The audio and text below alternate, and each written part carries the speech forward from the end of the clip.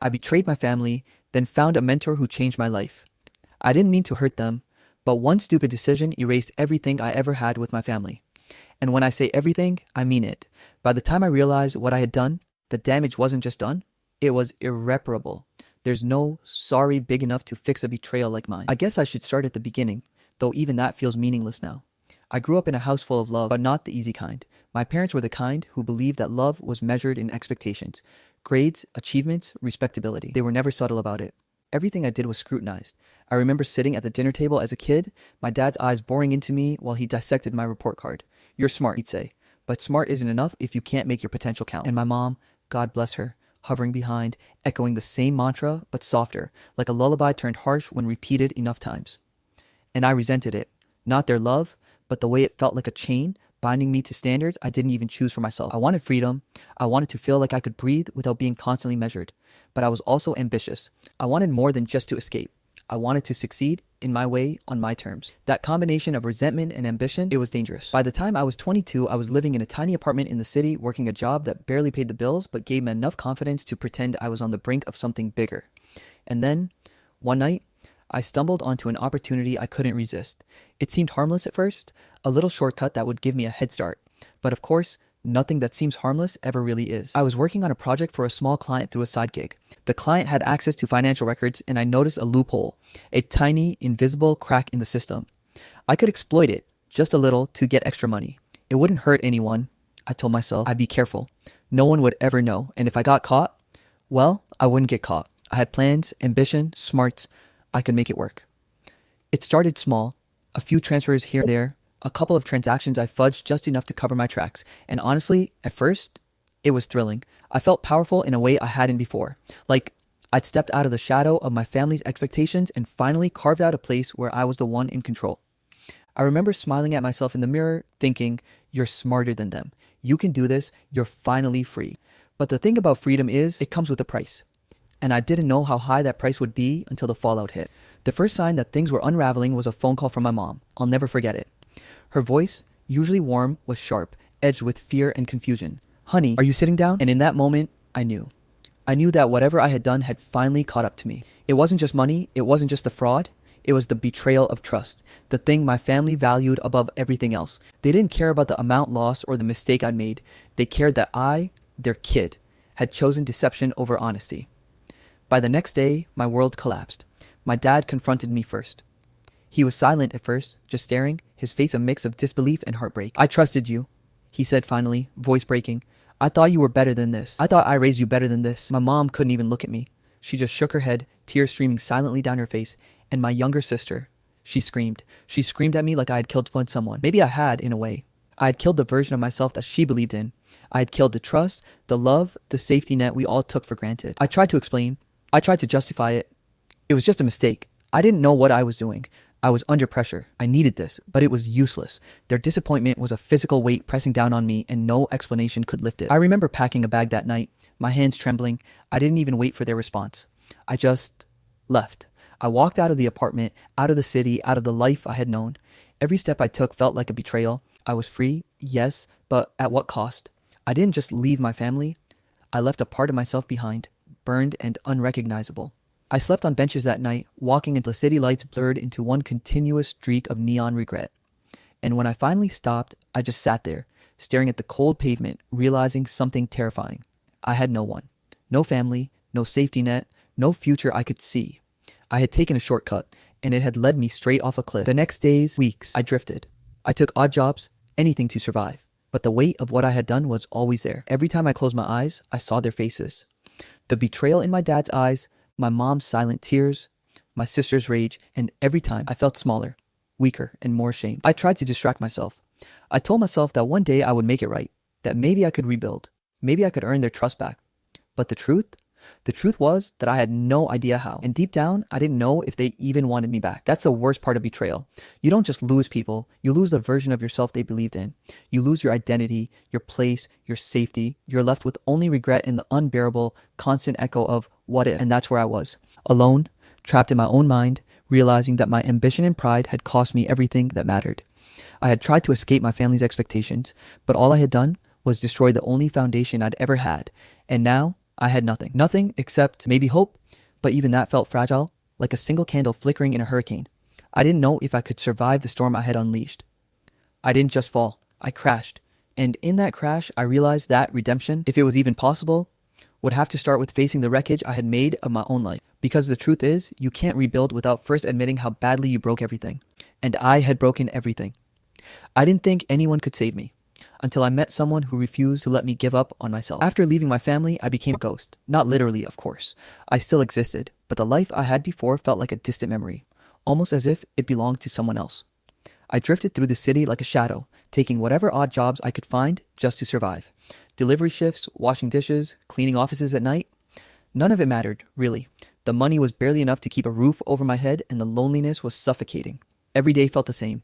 Wake up, work, eat, sleep, repeat. And every night I would lie awake replaying my mistakes on loop, imagining my parents' faces, my sister's scream, the look of betrayal in their eyes. I hated myself in ways I didn't think were possible. One evening, I found myself in a tiny, cramped coffee shop at the edge of town. I'd gone there to warm up and pretend that life was slightly more normal than it was. I was hunched over a laptop, scrolling through job listings, half-heartedly applying for positions I knew I wasn't qualified for, when I noticed him. He was older, maybe in his 60s, with a shock of gray hair, sharp eyes that seemed to see right through you, and a calm presence that made everyone else in the cafe fade into the background. He wasn't someone you'd expect to notice a lost, disheveled 22-year-old like me, but he did. He sat down across from me without asking, just smiled and said, "You're wasting your potential." I blinked. "Excuse me?" I said, "You're wasting your potential. You're smarter than this, but you're scared, and I can see it. I see the guilt, the fear, the shame. You're hiding from the world and from yourself." I stared at him, unsure whether I should be offended or creeped out. Who was this guy? Some random philosopher in a coffee shop? But there was something in his tone that wasn't judgmental. It wasn't anger or pity, it was noticing, truly seeing me for what I was. He introduced himself as Marcus, retired entrepreneur, he claimed, though there was something mysterious in his manner that made me suspect there was more to the story. Maybe he'd been a con man or a hacker. Maybe he'd been a mentor to someone else who had gone on to do great things. I didn't care. For reasons I can't explain, I trusted him immediately, and that trust would change my life. Marcus didn't coddle me. He didn't offer empty platitudes or tell me everything would be fine. Instead, he pushed me and pushed me hard. He made me face the parts of myself I'd been running from. My shame, my ego, my laziness, and, most importantly, my unwillingness to take responsibility for my own life. At first, I resisted. I was defensive, sarcastic, angry. Who are you to tell me how to live my life? I snapped one day after he criticized me for missing a deadline on a freelance project. He just looked at me calmly, as if my outburst was nothing. I'm someone who's seen what happens when people like you give up. You can stay in that hole of guilt forever, or you can get your hands dirty and start digging yourself out. It was hard to argue with that, because deep down, I knew he was right. So slowly, I started following his guidance. He started small, teaching me time management, goal setting, and practical skills I'd ignored while wallowing in self-pity. Then he escalated, challenging me to take on projects I thought were impossible, asking me to confront situations I would have previously run away from. One of the first lessons that stuck with me was about accountability. He gave me a simple task: track everything I did in a day, from the moment I woke up until I went to bed. Every task, every distraction, every minute wasted. At first, I thought it was ridiculous, but by the end of the week, I could see patterns. Where I sabotaged myself, where I hid behind excuses, where I let fear dictate my choices. Then came the harder lessons about character, integrity, and resilience. Marcus had a way of making every mistake a lesson, without letting you off the hook. If I screwed up, he'd call it out immediately. No sugarcoating, no coddling, but he also showed me how to fix it, how to grow from it. And for the first time in my life, someone believed I could grow. Someone refused to let me quit on myself. I remember one night, after a particularly brutal day where I'd messed up a small but important task, I sat on the edge of my bed, ready to give up. Marcus came over, sat beside me, and said, "You're not failing, you're learning, and every failure is a brick in the foundation of who you're going to become. You just have to lay the bricks." It felt ridiculous at the time. How could failing over and over be building something? But somehow, it worked. Weeks turned into months. Slowly, I started seeing progress. I completed projects on time, started saving money, and even began thinking about my future instead of just surviving. Marcus continued pushing me, but he also celebrated the small victories, and those victories mattered. They gave me confidence I hadn't felt in years. What I didn't expect was how this mentorship began changing me internally. The guilt that had consumed me for leaving my family didn't vanish, but it became something I could carry instead of something that crushed me. I began to envision a life beyond failure, a life where I could eventually make amends, where I could be more than the person who betrayed the people who loved me. One day, Marcus looked at me and said, "You're ready. Not just for success, but for redemption. But first, you need to decide if you're willing to fight for it." And that's when it hit me. Redemption wasn't about someone else forgiving me. Redemption was about proving to myself that I could become someone worthy of second chances. By the end of that chapter in my life, I wasn't the same person who had walked out of my family's home months ago. I was stronger, wiser, and more aware of my flaws, but also more aware of my potential. The mentor had given me tools, guidance, and belief, but the real work had to come from me. And for the first time, I felt capable of doing it. Because the truth is, sometimes the only person who can save you is someone who refuses to let you give up on yourself. And for me, that someone was Marcus. I didn't know what the future held, but I knew one thing: I wasn't lost anymore. Not entirely. And that was enough to keep moving forward. Running away was easy, but facing them again was the hardest thing I'd ever done. For months, I had built a new version of myself. Marcus had pushed me, challenged me, made me confront the parts of me I'd been too afraid to admit existed. I had learned responsibility, patience, and self-discipline. I had learned that growth wasn't a destination. It was a process, a series of choices I had to make every day. And I had chosen to start facing my failures instead of running from them. But none of that mattered when it came to my family. I had spent every day since leaving replaying that night in my mind. The screaming, the tears, the disbelief. I had imagined 100 ways to apologize, to explain, to make them see that I had changed. And every time I felt my chest tighten, my stomach knot, my hands tremble, because no amount of self-improvement could erase what I had done. I had broken trust.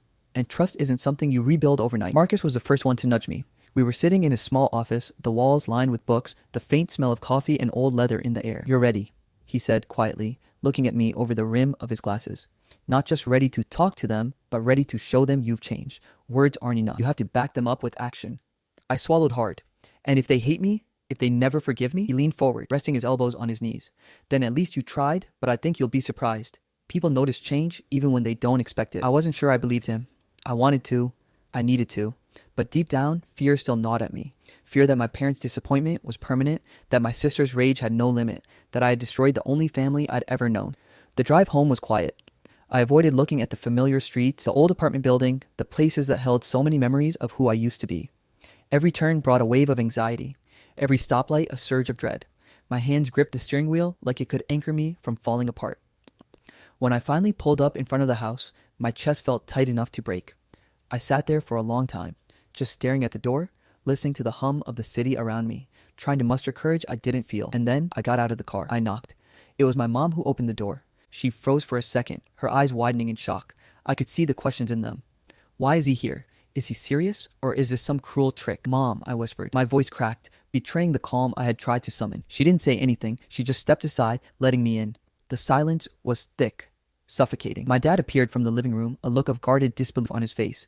My sister was behind him, arms crossed, eyes sharp with anger. "Hi," I said, trying to smile, but it faltered immediately. I came to apologize, and not just talk. I want to make things right." My dad's eyes narrowed. "Words, son. You know I don't need words. Actions. That's all I care about. Are you ready to show us that?" I nodded. My throat was tight. "Yes, I'm ready." And that's when it began. The first week was hell. Every word I spoke felt like it was under a microscope. Every move I made was judged. I tried helping around the house, doing chores I had once ignored, assisting my mom with errands, cooking meals for the first time in my life. My sister glared at me like I was an intruder, and sometimes she refused to speak. My dad tested me with questions, scenarios, small tasks designed to see if I had truly changed. And at first, I stumbled. I faltered. I failed. But I kept going. I remembered Marcus's words. Every failure is a brick in the foundation. Gradually, things shifted. My mom caught me one night doing laundry without being asked and smiled faintly. My dad handed me a small envelope of paperwork for a project he was working on and asked for my help, an acknowledgement that he trusted me enough to include me. My sister, she stayed silent, but I noticed small signs. The way she didn't immediately roll her eyes when I offered to help, the way she paused before walking past me in the kitchen instead of storming away. One night, I sat with my dad on the porch. The air was crisp, the sun setting behind the rooftops. We hadn't spoken much, just shared a quiet space. Then he said, "I won't lie, I don't know if I'll ever stop worrying about you. You hurt us, son, but I see the effort, and that's a start." I felt tears sting my eyes, not because I was weak, but because for the first time in months, I felt a crack in the wall I had built between myself and my family, a crack that maybe, just maybe, could grow into something stronger. My sister came to me one afternoon, silently handing me a mug of coffee. She didn't say anything, just nodded. But that small gesture, it meant more than words.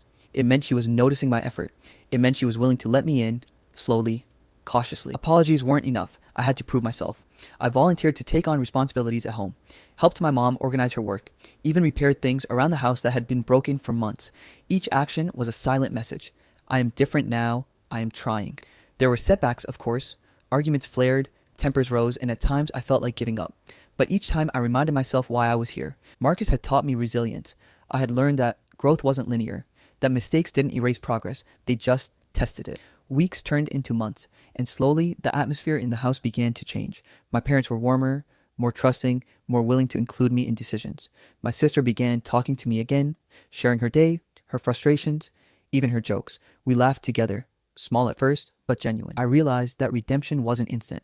It wasn't a single conversation, a single apology, or a single act. It was a series of choices, day after day, demonstrating that I had changed. It was showing up even when it hurt, even when I wanted to run. One evening, as I sat in the living room with my family, my dad clapped me on the shoulder. "You've come a long way," he said. "I can see it.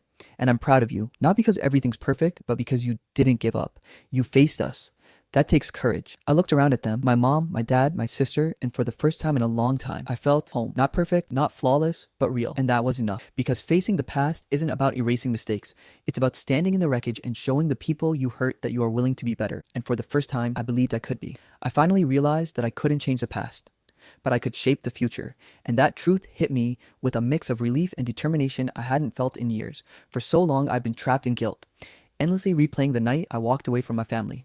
But Marcus had taught me something vital. The past doesn't define you. Only what you do next does. The first thing I did was embrace every lesson he drilled into me. Confidence, humility, self-discipline. These weren't just words anymore. They were tools guiding me as I tried to rebuild my life and, more importantly, my relationships. I had learned that showing change wasn't about announcing it with a speech. It was about consistent action, thoughtfulness, and patience. I started with the small things. I cooked dinner for my parents one night, something simple but done with care. I had learned to take pride in preparation, to put effort into every detail, no matter how small. My mom noticed, of course. She tasted the pasta I had somehow managed not to burn and smiled. A real smile, one that reached her eyes. My dad walked in just as I was cleaning up, and without a word, he clapped me on the shoulder. Small gestures, yes, but they were bricks in the foundation of trust I was rebuilding. I also tried to support my sister in ways I'd never thought of before. She had been stressed with her studies and extracurriculars, and I offered to help her organize her schedule, run errands, or just listen when she needed someone. At first, she was reluctant, eyeing me like a suspicious stranger, but slowly our interactions grew more genuine. One evening, she handed me a note she had written herself, a simple thanks scribbled at the bottom. I couldn't remember the last time I felt such quiet triumph. But life, of course, doesn't give you redemption without testing it first. A month after my return, a crisis hit that could have undone everything I'd worked for. My dad's business, a small but stable company, was on the brink of a major failure due to a sudden financial scandal involving a supplier. The situation was spiraling fast. He was stressed, exhausted, and emotionally unavailable, shutting me out at first. But Marcus's words echoed in my head. Step in, show them you've changed through action. I spent days researching solutions, contacting contacts I had met through side projects, crunching numbers, and coming up with a plan to save the company. It was exhausting. There were moments when I wanted to quit, when the fear of failing again clawed at me. But I couldn't. Not this time. Not when everything I had worked for was on the line. Not just my family's business, but my credibility, my chance at redemption. Finally, I presented the plan to my dad. He listened in silence at first, then asked questions, challenged assumptions, tested me. I answered as best I could, honestly, confidently, without hiding a single doubt. It was tense, but I could see his expression soften as he realized I was serious. I wasn't the same reckless kid who had fled months ago. I was someone who had learned to think, plan, and act responsibly. We implemented the plan together. Slowly, the crisis eased. The supplier's contract was renegotiated, debts were managed, and by the end of the month, the company was stable again. My dad never said it outright, but I saw it in his eyes. Pride, trust, relief. And my sister, she hugged me that night without words, her silent gesture speaking volumes. Marcus visited shortly after. He didn't gloat or give praise, but the faint smile he offered me was enough. "You did it," he said simply. "You didn't just talk about change, you made it happen. I'm proud of you." And for the first time in years, I felt whole. Not perfect, not invulnerable, but genuinely capable. The reconciliation with my family wasn't instantaneous, but it was real.